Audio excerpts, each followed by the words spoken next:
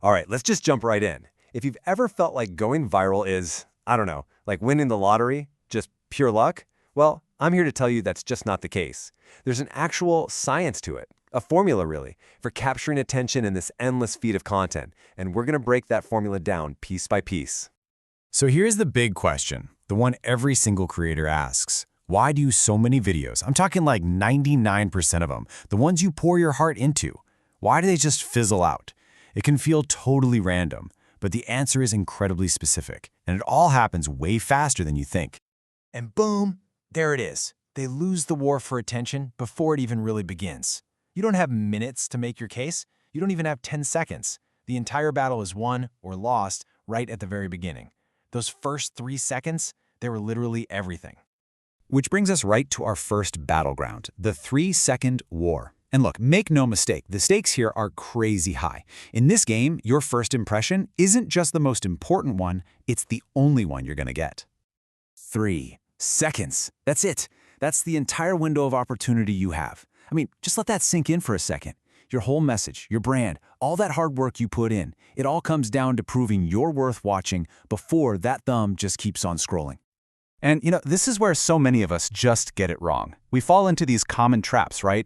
Kicking things off with a long, hey guys, I'm so-and-so, or taking forever to get to the good stuff. These things are absolute retention killers. Meanwhile, the algorithms, they're hungry for the exact opposite. They are literally built to find and boost content that gets strong, positive signals right from the very first second.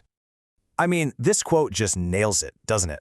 Every single second you waste, every moment you spend not getting to the point, you're literally watching a huge chunk of your audience just bounce. They're gone. Any kind of friction is the enemy. Your one and only job is to deliver clarity and value immediately. Okay, so if we're in a war for attention, how do we actually win it?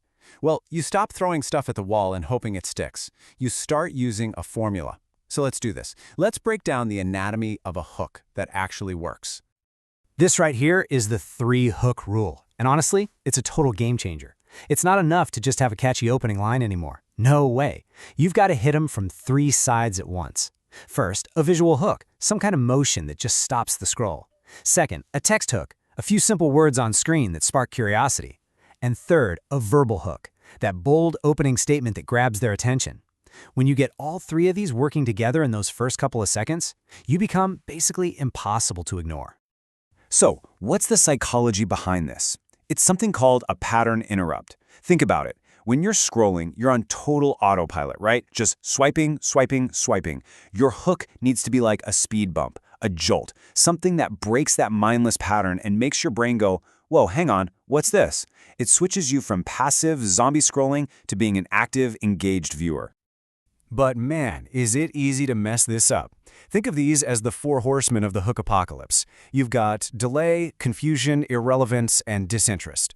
If you take too long to get to the point, if your language is confusing, if you make it all about me instead of you, or if it's just plain boring, you're done. Seriously, avoiding these is half the battle. Just remember this mantra: if you confuse, you lose.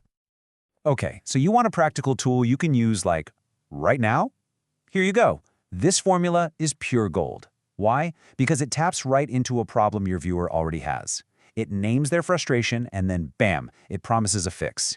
It's so powerful because it's personal, it's direct, and it screams, I have the value you're looking for. Now here's something really important. A great hook isn't just for people. It's also the main signal you're sending to the all-powerful algorithm. You're not just talking to your viewers, you're talking to the machine that decides who even sees your content. And this is the number that matters. It's called viewed versus swiped away, or VVSA. The platforms are absolutely obsessed with this metric. If you can get somewhere between 70 and 90% of people to not swipe away in those first 2 seconds, well, you've just sent a giant flashing neon sign to the algorithm that says, hey, over here, this is the good stuff. And you better believe these algorithms learn fast, like scary fast.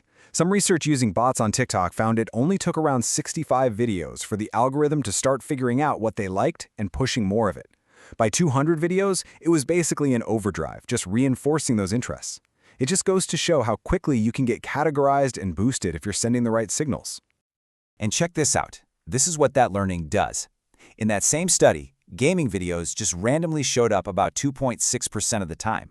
But once the algorithm figured out, oh, this user likes gaming, that number skyrocketed to over 67%. That is not a little bump. That is total domination of the feed. And that right there is the power a good hook unlocks. All right, so you did it. You crafted the perfect hook. You won the click. Awesome. But don't celebrate just yet. The job is not over. In fact, maybe the most important part is coming up next. You have to actually deliver on the promise you just made. And this is so crucial. A killer hook followed by mediocre content, that's just clickbait. And you know what clickbait does? It destroys trust. The goal here isn't just to get one view. It's to earn a follower, a fan. And the only way to do that is to deliver real, satisfying value that pays off the curiosity you built up. So how do you structure that value? Easy. Don't overthink it. Just use this classic formula: problem, solution, results. It's a storytelling framework that's been around forever because it just works. You're basically taking your viewer by the hand and walking them from a problem they know all too well to a solution they really want. And really, that's what it all comes down to. At the end of the day, every successful creator is a problem solver. It doesn't matter if you're solving the problem of "I'm bored" with a funny video or solving a major business challenge with expert advice. Great content always solves a problem. If you start thinking about your work that way, you will never, ever run out of ideas. Okay, for this last part, we need to take a big step back, because I'm going to let you in on a little secret. The viewer's first impression, the thing that decides if they even see your amazing hook, it doesn't start when the video starts. Nope, it starts right here, with the thumbnail. The thumbnail is your book cover. It's the first piece of bait you put in the water, and its one and only job is to create visual mystery. To convey an emotion, maybe with a human face, that's so compelling it just forces someone to ask, wait, what is happening here? Then comes the title, which is the perfect partner to the thumbnail. If the thumbnail creates the mystery, the title makes the concrete promise. It gives just enough context to say, hey, if you click here to solve that mystery, this is the awesome value you're going to get. And then, finally, your in-video hook, those first 3 seconds we've been talking about, that's the immediate payoff. It has to instantly deliver on the promise that the title and thumbnail made. You cannot think of these as 3 different things. They're not. They are one single unified system, all working together to build up so much tension and curiosity that clicking becomes the only option. So I'll leave you with this question to ask yourself. Go look at your own content right now. Are your thumbnail, your title, and your hook all working together as a team to build this irresistible curiosity? Or are they working against each other, just leaving a ton of views on the table? Because how you answer that question is the difference between just making content and actually engineering virality.